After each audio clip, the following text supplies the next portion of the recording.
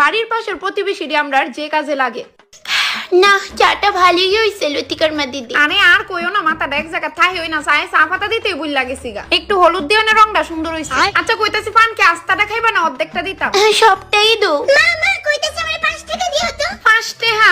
আচ্ছা দাঁড়া দে। আমার বাবার বউয়ের বড়মের পোলাটা ওই সেদিন তোমরা বাইতে আনলাম যে। কইতাছি তাড়াতাড়ি দাও না, দেরি হইতাছে। শোনো না, আগে লতিকার মা দিদি হাতে তার মারতে কত টাকা বাটপারি কইরা কইরা নিয়া গিয়া মারছে এইসব না। মা দাও না। এ দাঁড়া, কেমনে নে? আরে হাতে কইতো স্কুলের কোনো এক দরকারি টাকা লাগে, ইতা হিতা কইয়া কইয়া টাকা নিয়া চকলেট কিনা খাইতো, চিন্তা করছো? মা তাড়াতাড়ি করো না, 5 টাকাটা দাও না আগে।